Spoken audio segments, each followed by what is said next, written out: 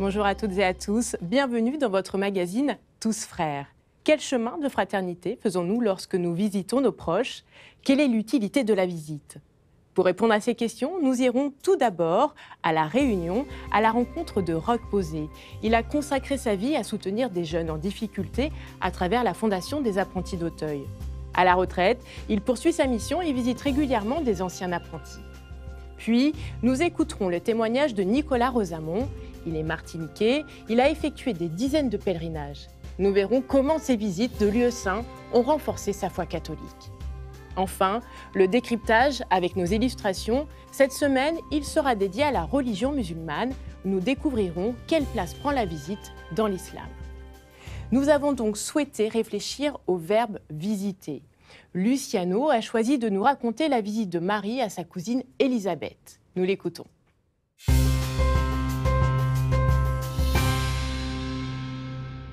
Visiter, comme dans les retrouvailles de Marie et Élisabeth. Vous ne voyez pas le rapport? Allez, venez, je vais vous raconter cette histoire que nous a rapportée Saint Luc. Un jour, Marie, la voici, elle vient tout juste de quitter Nazareth et elle marche avec empressement vers une ville de Judée pour visiter sa cousine Élisabeth. La marche est longue, avec près de 150 km, mais elle est bien déterminée. Qu'est-ce qui motive tant Marie? Qu'est-ce qui la pousse à visiter le plus rapidement possible sa cousine Élisabeth? Pour tout vous dire, il y a quelques jours, il s'est passé quelque chose d'extraordinaire. Marie a reçu la visite de l'ange Gabriel. Il lui a annoncé qu'elle serait la mère du Sauveur tant attendu et que sa vieille cousine, Élisabeth, la stérile, elle aussi était enceinte. C'est donc le cœur plein de joie qu'elle arrive pour visiter Élisabeth et son mari Zacharie. Elle entre et salue chaleureusement sa cousine. Cette visite surprise remplit d'Esprit Saint Élisabeth. Tout à coup, l'enfant qu'elle porte danse de joie. Ses premières paroles à Marie, les voici. « Tu es bénie entre toutes les femmes, et le fruit de tes entrailles est béni. D'où m'est-il donné que la mère de mon Seigneur vienne jusqu'à moi ?» Marie lui répond, « Mon âme exalte le Seigneur, exulte mon esprit en Dieu mon Sauveur. Il s'est penché sur son humble servante, et désormais tous les âges me diront bienheureuse. » Elles sont toutes les deux émerveillées, et pourtant, deux cousines qui se visitent, il n'y a en apparence rien d'extraordinaire. Mais dans cette simple visite, c'est Dieu lui-même qui rend visite à ces deux femmes, et à nous aussi. Ainsi, ces retrouvailles entre Marie et sa cousine, cette fameuse visitation, nous appellent à être témoins de la présence même de Dieu à ceux qui nous entourent. Et cette rencontre est si extraordinaire qu'on en parle encore aujourd'hui. Bonjour Aurélie. Bonjour Nora. Alors, nous nous sommes rendus à La Réunion et nous y avons rencontré une personne dont le planning de visite est bien rempli. Exactement. Avec nos correspondants Aurélie Constant et Thomas Lemoulec, nous sommes allés rencontrer Roch Posé. Il est ici, il est bénévole de la Fondation des apprentis d'Auteuil. La Fondation est présente à La Réunion, mais aussi à Mayotte pour aider les enfants des rues, en Guyane pour accompagner des jeunes Amérindiens et des Bushinangais, et puis pour l'aide à la réinsertion en Guadeloupe et en Martinique. Roch, quant à lui, vit donc à La Réunion et il est bénévole depuis plus de 40 ans. Alors j'imagine qu'en 40 ans, il a dû soutenir un certain nombre de jeunes. Oui, c'est sûr. Jusqu'à même en créer une véritable famille. Pour certains protégés de Roch, ils ne sont plus apprentis d'Auteuil depuis longtemps, mais ils continuent à leur rendre visite. Alors, qu'est-ce qui motive tant Roch à aller les voir? On regarde.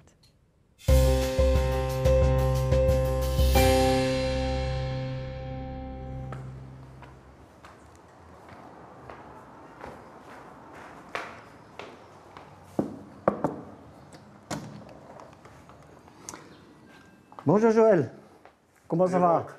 C'est le jour de la visite. Ah, chez toi. me fait Comment on plaisir. fait? Ouais. Moi, on est bien content de rendre une visite. Prendre 16. Ouais. Ah, si, que nous Ouais. Ou mettre pas moi en pétition là. Non. Mettre une chaise, c'est bon. Plusieurs fois par mois, Joël, cet ancien apprenti d'Auteuil, handicapé depuis 3 ans, peut compter sur les visites de Roch Posé, bénévole à la Fondation. L'une des missions pastorales de Roch, garder le lien avec les anciens. Pour lui, les apprentis d'Auteuil, c'est comme une grande famille et chaque membre compte. Roch a rencontré Joël il y a plus de 40 ans. Il est combien? Ah ben, il est mieux. Moi, déjà, quand je planifie, par exemple, une visite chez les anciens ou chez lui, et déjà en planifiant, moi, il est content. je commence à sentir quelque chose, je suis heureux. Moi, c'est une grande joie de le revoir, de discuter avec lui, d'échanger, alors, qu'est-ce que tu fais, qu'est-ce que tu deviens, ça. Et après, lui, en face de moi, on sent comment dire, ce contentement mutuel de cette rencontre. En fait, quand je viens chez un ancien, c'est comme si je viens chez un de mes enfants. Un sentiment réciproque, car pour Joël, Roch est la figure paternelle qu'il n'a pas eue étant petit. Ces visites sont très importantes pour lui. Pourtant, Joël n'est pas isolé. Avec 6 enfants et 12 petits-enfants, il est même très entouré. Les enfants auront beau me rendre visite autant qu'ils voudront.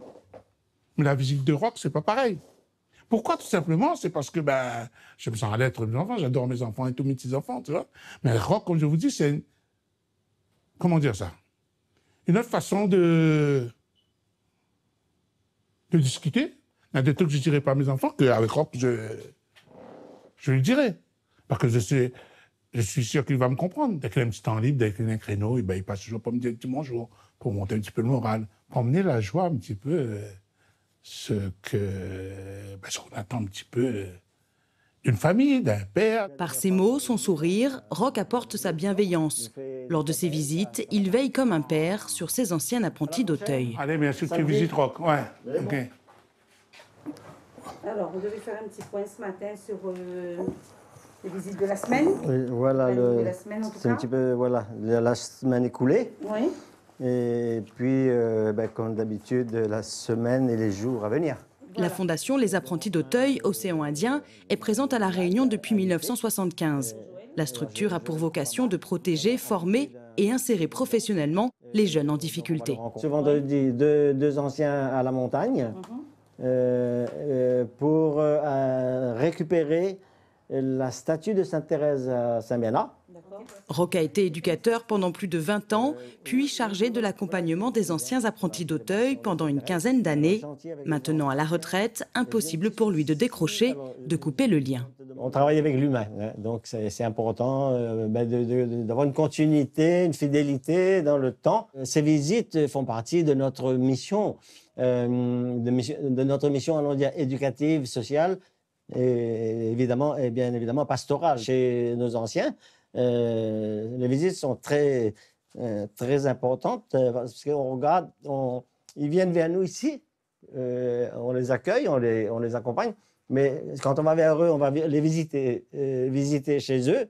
Je veux dire, ça a un sens double.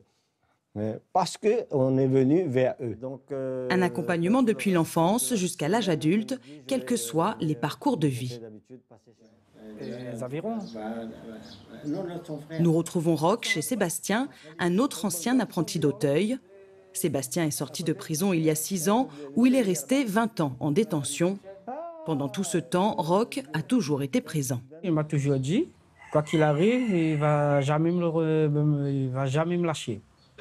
Et c'est ce qui est arrivé jusqu'à maintenant. Ça fait déjà plus de 25 ans même. Ben, on est content, quoi. Ben, c'est comme si on voit sa famille, alors. Quand il me disait, je reviens dans 15 jours ou bien dans une semaine, on attendait toujours. Il ne vient pas quand même tout le temps pour vous faire la morale aussi. Il vient pour discuter, de vous parler un peu de tout, et ça fait que, ça fait du bien.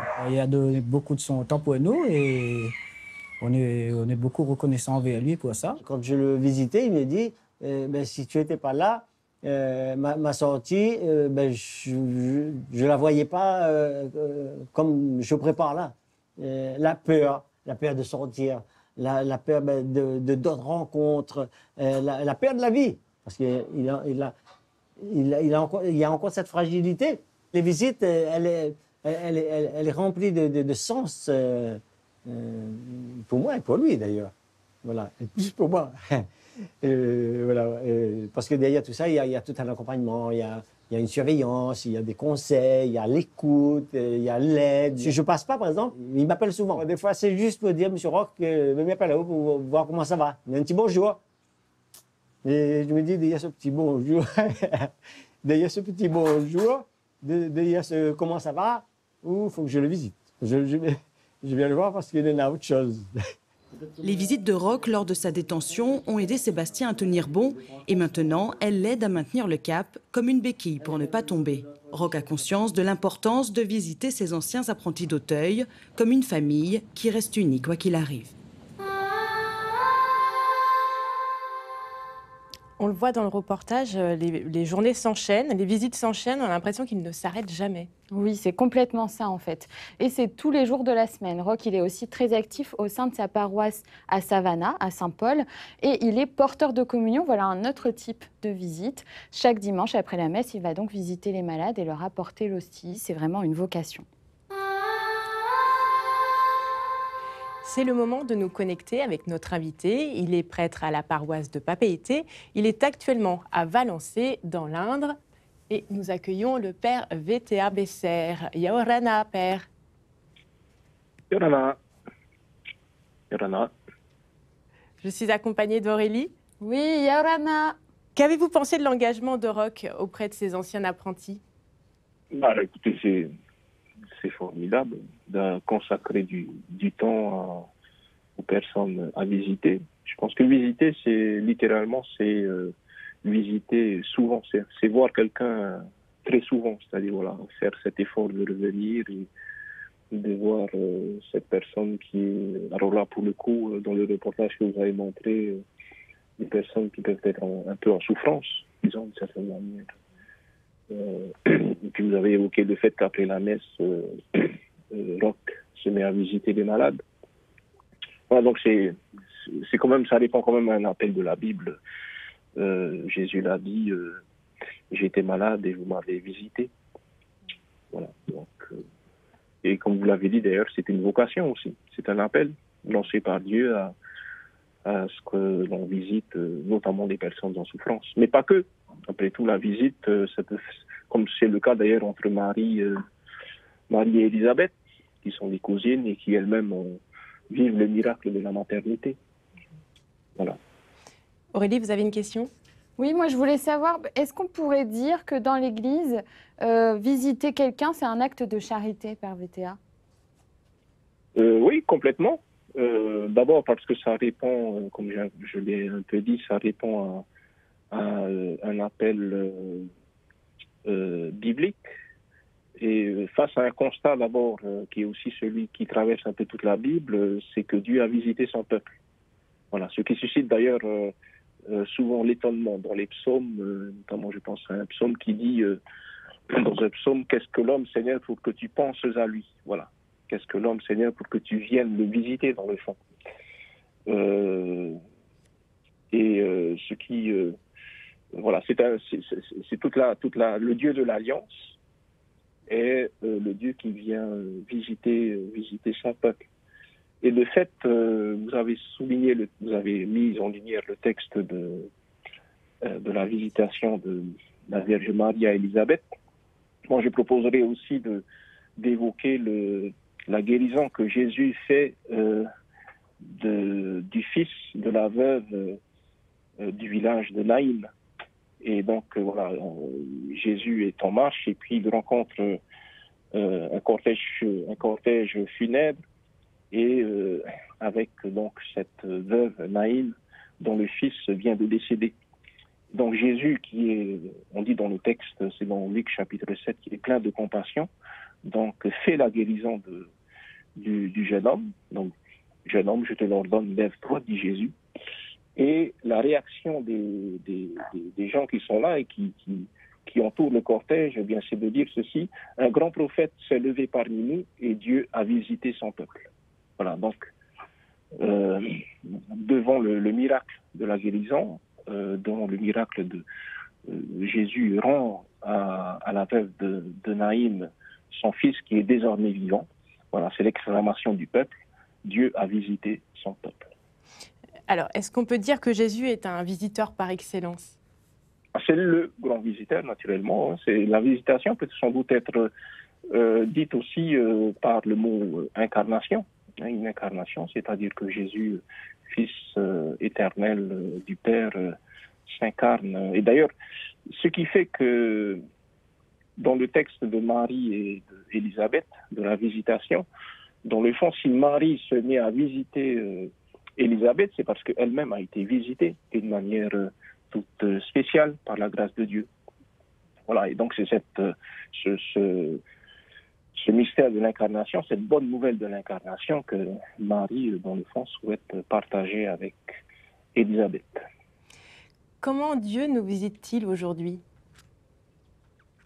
Bien, écoute, de plusieurs manières. Je crois que Dieu nous visite d'abord, il y a un psaume aussi qui dit tu as sondé mon cœur, Seigneur, tu me visites la nuit.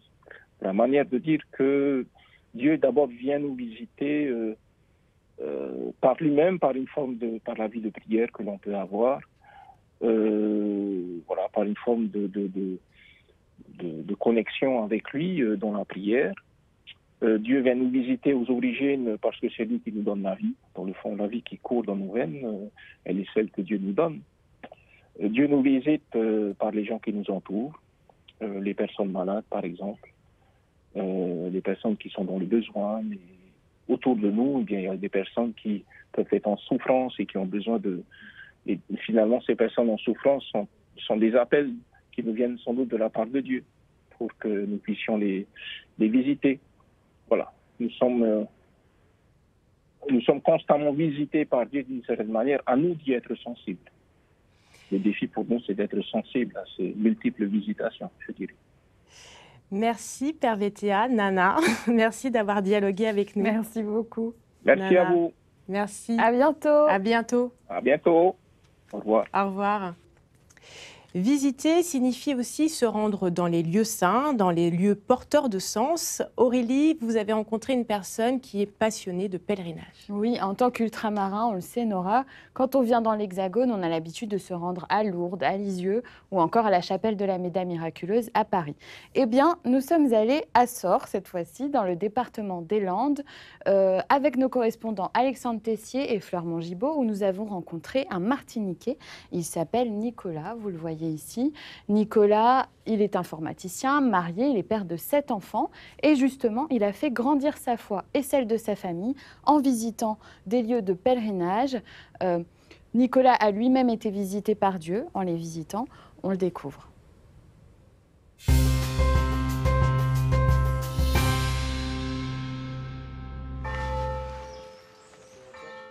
On a l'église juste là, donc on est à 2 minutes de la maison.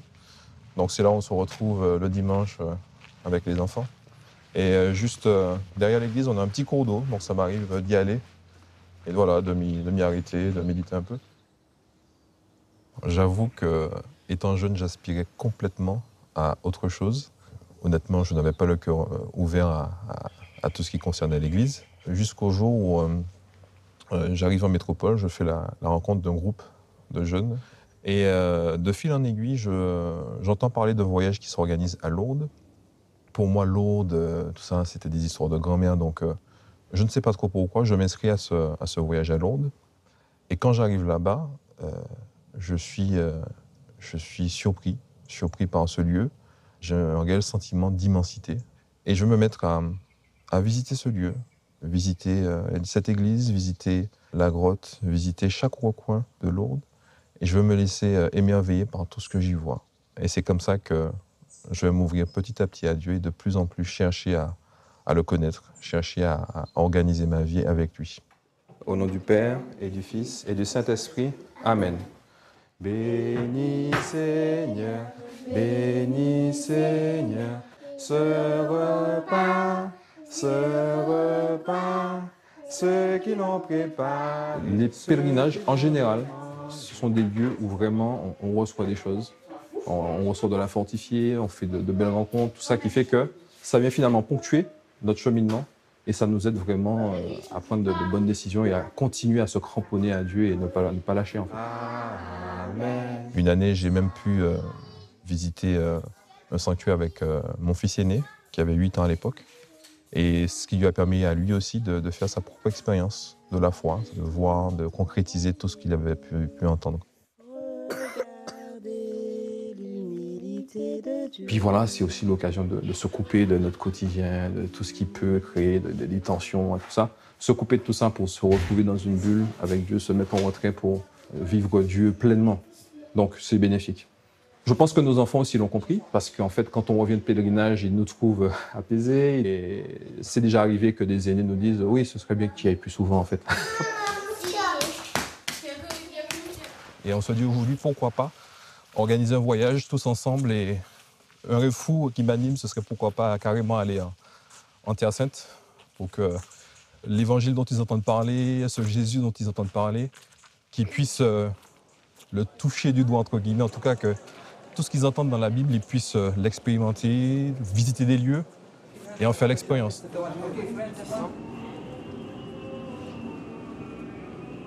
D'y aller, de visiter ces lieux-là, ça t'aiderait dans ta foi? Oui, franchement, oui, puisque ça me permettrait d'y croire plus. Parce que on entend tout le temps parler, mais on ne peut pas voir concrètement où c'est et où ça s'est passé. Les amener sur des lieux qu'ils peuvent visiter, ça peut vraiment être un bon coup de pouce dans leur foi, en fait. Comment s'incarne le verbe « visiter » dans la religion musulmane? Aurélie, vous êtes allée voir ce que pouvait signifier ce verbe chez les fidèles. Exactement. Le verbe « visiter » fait partie des politesses. Dans l'islam, rendre visite, c'est considérer et respecter la personne visitée. La première visite, la plus importante, c'est celle qu'on consacre aux parents. Les musulmans, ils ont un devoir de soin envers leurs parents. Ils doivent s'occuper d'eux, les aider, leur donner de l'affection. En résumé, leur rendre un peu ce qu'ils ont reçu.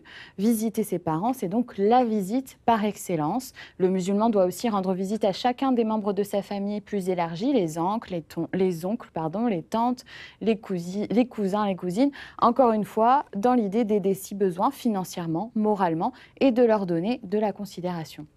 Mais ça, c'est un peu le cas de tout le monde. Est-ce qu'il y a d'autres visites importantes auxquelles on ne pense pas? Oui, exactement. Eh ben, c'est ça. On n'y pense pas forcément. La visite aux voisins, par exemple, elle est très importante et elle est même considérée comme aussi honorable que la visite aux parents. L'exemple pris par les musulmans, c'est celui du prophète Mohammed lui-même, qui rendait fréquemment visite à son entourage. L'ange Gabriel, Djibril en arabe, qui est présent dans le Coran, aurait même recommandé au prophète d'entretenir de très bons rapports avec ses voisins. Les visites envers les parents et ses voisins sont de l'ordre du devoir. Il y a un autre type de visite qui représente un acte de foi sans que ce soit un devoir, c'est la visite aux malades. Regardez, elle est très importante parce qu'elle est bénéfique à la fois pour le malade et pour le musulman qui fait une bonne action. C'est donc pour plaire à Dieu. Alors oui, mais il faut le faire de manière spontanée, altruiste, sincère, dans le but de faire du bien aux malades avant tout, pas question d'aller le voir uniquement pour avoir des bons points, évidemment. En résumé, dans l'islam, visiter ses proches, ses voisins, les malades, c'est très important, que ce soit par devoir ou pour faire une bonne action. Le but, c'est de maintenir le lien fraternel entre les uns et les autres. Ce n'est pas toujours simple de visiter certains lieux lorsqu'on habite à des milliers de kilomètres. Nous vous proposons de vous rendre sur le site vodeus.tv. Il vous suffit de taper sanctuaire et vous verrez, il y a une sélection de visites virtuelles. Nous avons choisi pour vous le sanctuaire de la basilique Sainte-Thérèse de Lisieux. Voilà, vous pouvez avoir un petit aperçu de visites virtuelles. Ensuite, Aurélie, vous avez évoqué la visite aux malades. Là, c'est un petit livret aux éditions Magnificat. La visite aux malades et aux personnes dans le grand âge, c'est un livret de prière pour les accompagner. Et vous avez peut-être, vous aussi, des témoignages inspirants à partager avec nous pour suivre ensemble ce chemin de fraternité. Alors, pour rester en contact avec nous, rendez-vous sur notre site internet tousfrères.tv et sur nos réseaux sociaux. Pour terminer ce magazine, nous laissons les derniers mots à Jean Bernard, diacre du diocèse de Nouméa en Nouvelle-Calédonie. Il est accompagné de sa petite fille Sydney. Il a voulu lui raconter sa mission de visiteur de prison et lui expliquer que lors de ses visites, on reçoit plus qu'on ne donne. À la semaine prochaine.